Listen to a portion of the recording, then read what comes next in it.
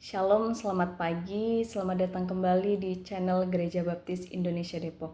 Pada saat ini saya akan mengajak saudara sekalian untuk bersama-sama merenungkan sebagian dari firman Tuhan.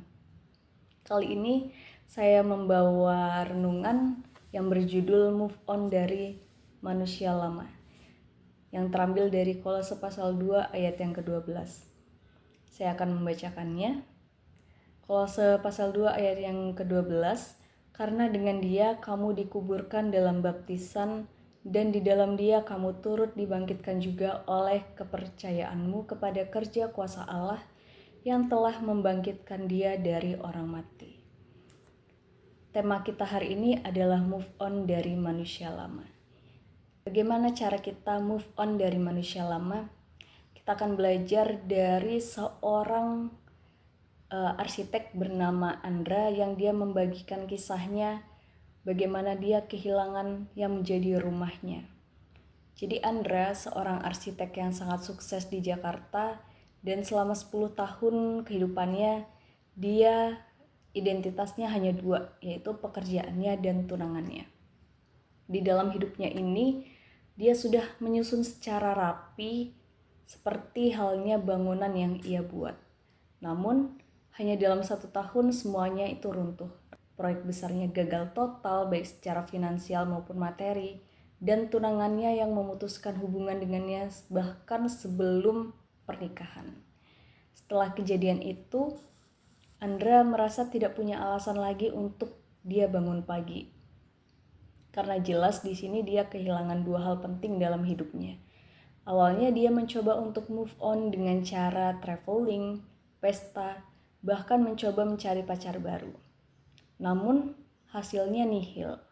Dia tidak mendapatkan semuanya itu, bahkan dia tetap merasa kosong.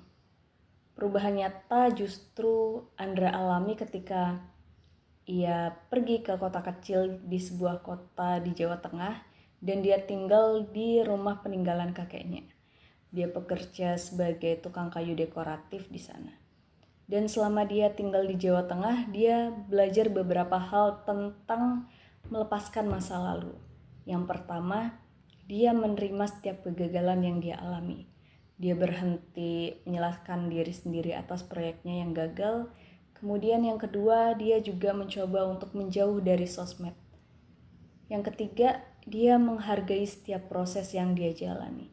Jika sebelumnya dia membangun gedung pencakar langit di kota Jakarta, kini dia bangga hanya dengan menyelesaikan satu kaki meja secara simetris. Lalu 3 tahun kemudian, Andra tidak kembali menjadi arsitek besar di Jakarta, melainkan dia tetap tinggal di Jawa Tengah.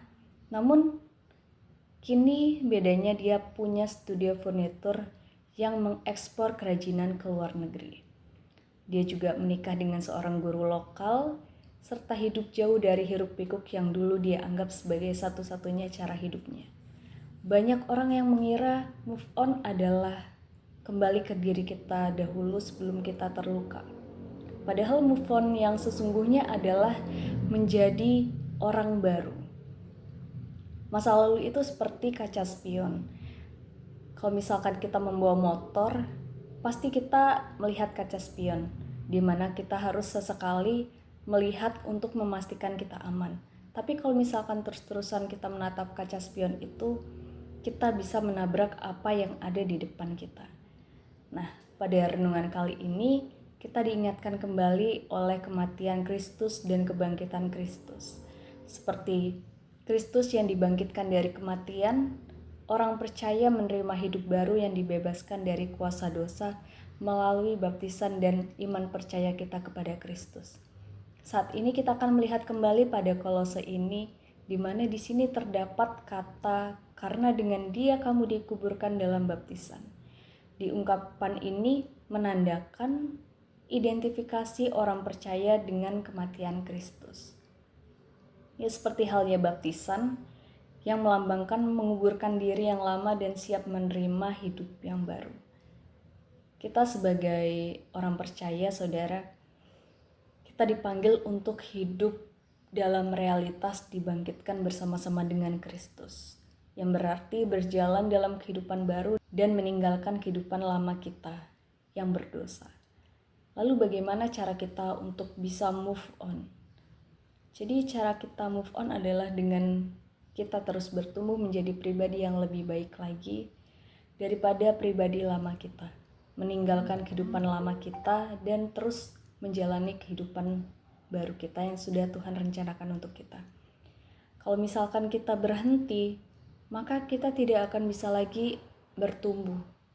Maka dari itu, kita harus terus berjalan menjalani setiap kehidupan yang sudah Tuhan rencanakan untuk kita.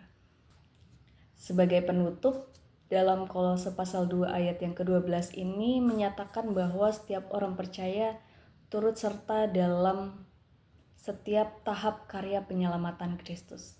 Baik itu saya maupun saudara sekalian, kita dikuburkan bersama-sama dengan Kristus, dibangkitkan bersama-sama dengan Dia melalui iman percaya kita.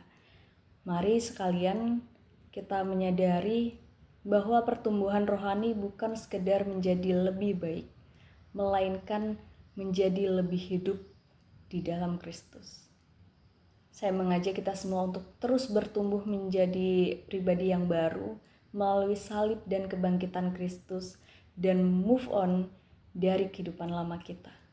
Amin. Demikian firman Tuhan. Mari kita akan tutup dalam doa. Allah Bapa kami yang bertata dalam kerajaan surga, sungguh kami bersyukur Engkau memberkati kami sampai pada saat ini. Kami bersama-sama sudah merenungkan sebagian dari firman-Mu. Biarlah firman-Mu ini dapat menjadi pedoman bagi hidup kami. Kami belajar untuk menjadi manusia baru dan move on dari kehidupan lama kami. Terima kasih Tuhan, kami juga akan menjalani aktivitas kami selanjutnya. Biarlah Tuhan Engkau lah yang akan menolong kami dalam sepanjang hari ini. Terima kasih Tuhan Yesus, hanya di dalam nama-Mu kami berdoa dan juga mengucap syukur. Haleluya. Amin. Terima kasih, Tuhan Yesus memberkati.